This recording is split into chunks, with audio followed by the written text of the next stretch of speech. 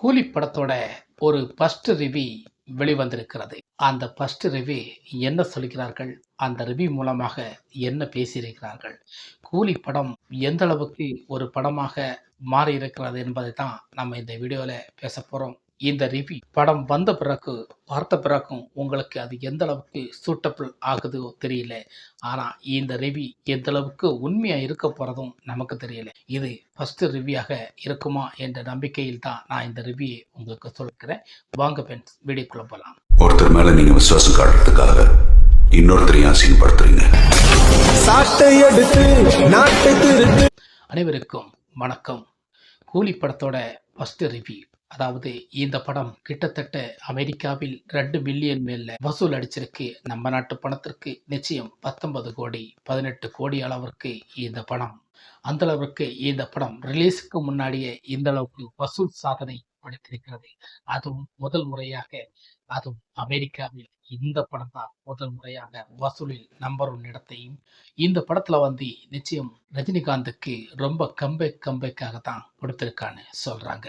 ரஜினிகாந்த் மட்டும்தான் இந்த படத்துல பெரிய விதமாக காட்டியிருக்கிறாங்க. ஆனா நான் ஒண்ணு சொல்றேங்க, இந்த படத்துல இப்பவும் யூடியூப்காரங்க வந்து நிறைய தவறுகள் பண்ணிக்கிட்டு இருக்காங்க.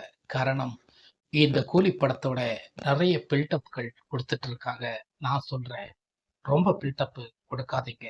சிலப்போது மக்களுக்கு இந்த பில்டப் வந்து மனசுக்கு ரொம்ப பூர்த்தியாக இல்லைன்னா படத்தை தூக்கி எறிஞ்சிருவாங்கன்னு நமக்கு நம்பணும். ஏன்னா படத்துக்கு அதிகமான பில்டப் தேவையில்லை. ரஜினிகாந்தும் அதைத்தான் சொல்றாரு. அந்த அளவுக்கு பில்டப்பாக இருக்காதீங்கன்னு லோகேஷ் கனகராஜும் அதைத்தான் சொல்றாங்க. இந்த அளவுக்கு பில்டப்பாக நீங்க நினைக்க வேண்டாம். படத்தை நீங்க பாருங்க, உங்களுக்கு பிடிக்கும் என்று தான் சொல்கிறார். ஆனா இந்த படம் நிச்சயம் படத்திற்கு ரஜினிகாந்துக்கு நிறைய கம்பேக் கொடுத்திருக்கிறது. இளம் வயது, முதிய வயது என்று பல கட்டங்கள் அந்த படத்தில் இருக்கிறது. இன்னும் அந்த சிவகார்த்திகனுக்கு ஒரு சின்ன வயது கேரக்டர் ஒன்று நடித்திருக்கிறார்கள். அதை சஸ்பென்ஸாக வைத்திருக்கிறார்கள் என்றும் சொல்லப்படுகிறது. இது எந்த அளவுக்கு உண்மை என்பது படம் வந்த பிறகுதான் நமக்கு தெரியும். இந்த படத்தில் இத்தனை பெரிய நடிகர்கள் எல்லாம் இருந்தும் ரஜினிக்கு மட்டும் ஏன் கம்பேக்கு கொடுத்திருக்கிறார்கள் என்று நமக்கு தோணலாம். ரஜினி ரசிகர்களுக்கும் அது ஒரு சந்தோஷத்தை கொடுக்கும். ஆனால் மற்ற மக்களுக்கு அது ஒரு சந்தோஷத்தை கொடுக்குமா என்பது படம் வந்தாதான் நமக்கு தெரியும்.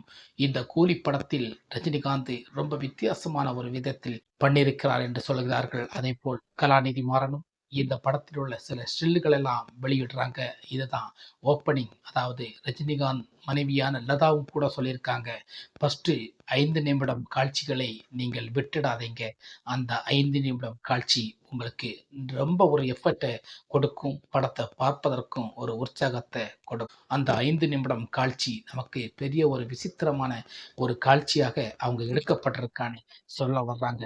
இந்த கூலி படத்துல இது பெரிய ஒரு கம்பேக்காக இருக்கிறது. இந்த கூலி படத்துல நிறைய விஷயங்கள் இருக்கிறது. போனிகா பாடலும், அந்த பூஜா ஹெக்டே ஆடிருக்க இந்த பாடலும் பெரிய அளவில் பேசப்பட்டு வருகிறது. அதில் ஆடின மலையாள நடிகர் ஒருவர் ரொம்ப டான்ஸு, அவரை பார்த்து நமக்கு வியந்திருக்கிறோம், நடிப்பில் வியந்திருக்கிறோம். ஆனால் டான்ஸில் வியந்திருக்கிறோமா? அந்த அளவுக்கு டான்ஸில் ரொம்ப ஒரு எஃபெக்டை போட்டிருக்கிறார். இப்படி என்று படத்தில் நிறைய சுவாரஸ்யமான விஷயங்கள் இருக்கிறது. இது அத்தனையும் நமக்கு பில்டப்பாக கொடுக்காமல் கூலி படத்தை தியேட்டருக்கு பார்க்க வேண்டும். இந்த கூலி படம் ஒரே சம்பவத்தை தான் அது நிச்சயமாக பண்ணியிருக்கான்னு நினைக்கிறேன். கூலி படத்துக்கு ஏ சர்டிஃபிகேட் கொடுத்தது தான் புரியல. இந்த ஏ சர்டிஃபிகேட்டுக்கு கூலி படத்திற்கு சின்ன வசூல் ரீதி ஏதாவது சாத்தியப்படுத்தி விடுமா, அல்லது வசூல் ரீதி ஏதாவது குறைபாடை வைத்துவிடும் என்று நமக்கு தெரியல. படம் வந்தாதான் அது நமக்கு புரியும். இந்த படம் போக போக அந்த ஏ சர்டிஃபிகேட் மாறி இந்த படத்தை எத்தனை பேர் ருசிக்க போறான்னு நமக்கு படம் வந்தா தெரியும். இந்த படம் நிச்சயமாக மக்கள் மனதில் இடம் பிடித்து 1000 கோடி வசூலை தள்ளப்படும். லியோ படம் வந்த நேரமும் இப்படித்தான் சொன்னார்கள். படம் பார்ப்பதற்கு அழகாக இருக்கும், அப்படி இருக்கும், இப்படி இருக்கும் என்று சொன்னாங்க. ஃபர்ஸ்ட் விமர்சனம் கொஞ்சம் நெகட்டிவான விமர்சனங்கள் வந்தது. ஆனால் படம் ஆக ஓகோன்னு 600 கோடி வசூலை அடிச்சு விட்டது லியோ படம். அந்த வசூலை இந்த படம் முறியடிக்குமா என்று நமக்கு பொறுத்திருந்து பார்த்தால் நமக்கு கூலி படம் ஒரு வித்தியாசமான ஒரு படமாக அமையும் என்று நம்புறேன். கூலி படத்துக்கு ஃபர்ஸ்ட்ல தேவான் தான் டைட்டில் வச்சிருந்தாங்க. ஆனா அந்த தேவா டைட்டில் யாருக்கு டைட்டில் நான் சொல்லி தெரிய வேண்டியதல்ல. உங்களுக்கு தெரியும் அந்த டைட்டில் யாருக்குடையதுன்னு. அந்த டைட்டிலை யார்கிட்டேருந்து வாங்கணுமானாலும் வாங்கலாம். ஆனா விஜய் தந்தையிடம் வாங்கணுமானா மிக மிக கடினமான ஒன்று. நமக்கு எல்லாருக்குமே தெரியும். அந்த அளவுக்கு தான் இந்த கூலி படத்துடைய விமர்சனம் இருக்க போகிறது. இந்த கூலி படத்தை தயவு செய்து அதிகமான பில்டப்பை கொடுக்காது. இந்த படம் நிச்சயமாக மக்கள் மனதில் பெரிய ஒரு பலம் வாய்ந்த சக்தியாக மாறும் என்பதற்கான மாற்று கருத்து கிடையாது. இது என்னுடைய தனிப்பட்ட நம்பிக்கை. ஓகே ஃப்ரெண்ட்ஸ், இந்த வீடியோவில் நீங்கள் எந்த அளவுக்கு நம்மளை சந்திக்கிறோம்னு தெரியல. ஆனால் இந்த வீடியோ உங்களுக்கு பிடிச்சிருந்தா மறக்காமல் நம்ம சேனலுக்கு சப்ஸ்கிரைப், லைக்கும் பண்ணுங்க, ஷேர் பண்ணுங்க. ஓகே, இங்கே உண்மையும் நியாயம் நீதி தான்.